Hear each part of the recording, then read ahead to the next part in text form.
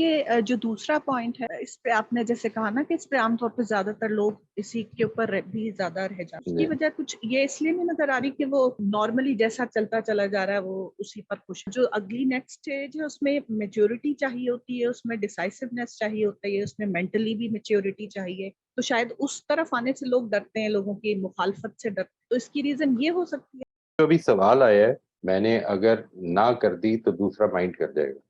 ये भी इसी नौयत का सवाल है। ये जो एस्पेक्ट है, मैंने अगर कुछ किया तो मेरी वालदा नाराज हो जाएगी, मेरे वालिद साहब नाराज हो जाएंगे, मेरे हमसाए दूर हो जाएंगे, व्हाटएवर लोग क्या कहेंगे। ये जो एस्पेक्ट है, इसकी वजह क्या है, मैं ये आपसे अर्ज कर देता हूँ। ये जो इससे अगली स्टेज है, जो जिसको आप प्रिंसिपल सेंटर्ड कहेंगे, या जिसको साइकोलॉजी की जुबान में रॉबर्ट कीगन ने इंस्टीट्यूशनल स्टेज का है, वो प्राइमरीली तब आती है जिस वक्त आदमी इंट्रोस्पेक्शन और रेट्रोस्पेक्शन करता हो। आदमी जब अपने बारे में कॉन्शियस हो जाए, जब वो अपने इन सवालात को वाकई एंटरटेन करने लग पड़े। ये किसने कहा है कि ये ठीक है? ये किसने कहा है कि लोगों की राय इंपॉर्टेंट होनी चाहिए? यानी मैं अपने बिलीफ्स के बारे में, मैं अपनी वैल्यूज के बारे में till the time that I become conscious, इससे अगली स्टेज पे जा नहीं सकता। ये जो स्टेजेस है, ये जो दो मैंने आपसे पहली दो स्टेजेस हैं, ये ऑटोमेटिकली आ जाती है। सिर्फ इसलिए आ जाती है क्योंकि आपकी जिंदगी का जो सर्कल है, जो आपको इन्फ्लुएंस कर रहा है, वो बड़ा हो गया। पहले आप घर ही में रहते थे,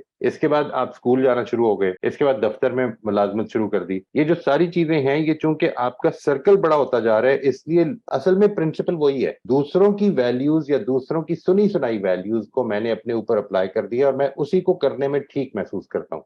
मैं जैसे ही इस चीज से निकलने की कोशिश करूंगा तो असल में मुझे अपने पैरों पर खड़ा होना है। ये जो अपने पैरों पर खड़ा होना है, इसके लिए जरूरी है कि मैं इस जगह पर खड़ा हूं कि I am willing to let go. मैं अपने वो जो एस्पेक्ट था, जो मैंने आज तक सीखा था, उसको छोड़कर, तो मैं ये बता रहा हूं कि मैंने अब अपने प्रिंसिपल्स डिटरमिन करने हैं। ये जब तक नहीं हो सकता जब तक कि मैं इंट्रोस्पेक्टिव नहीं होऊंगा। तो ये बात आपकी ठीक है कि कॉन्शियस होना। हम आमतौर पे करते क्या है, गौर कीजिएगा, हम आमतौर पे ये करते हैं कि इस नौयत के जो सवालात होते हैं, जो हमारे अंदर मुश्किल पैदा करते हैं, जो हमें अनकंफर्टेबल कर रहे होते हैं, हम उनको अवॉइड कर जाते हैं। दूसरों से बात करना भी अवॉइड कर जाते हैं जिधर हम अनकंफर्टेबल होने का चांस हो। इस डिस्कम्फर्ट को बर्दाश्त करने के लिए तैयार होना जरूरी है, इस स्टेज से आगे बढ़ने के लिए। लेकिन सर, जो चीज बेचैन कर रही हो वो जब तक मालूम ना कर ले उस वक्त तक भी तो चैन रहता नहीं। ऐसे होता तो नहीं है ना कि ये मतलब सही गलत का ये पता ना चल जाए जब तक। नहीं, देखिए, इसमें दो चीजें हैं। एक ये है जो आपने फरमाई है, बहुत अच्छी बात है। अगर ऐसा है, अल्लाह का शुक्र अदा करना चाहिए कि उसने इसकी तौफीक दी कि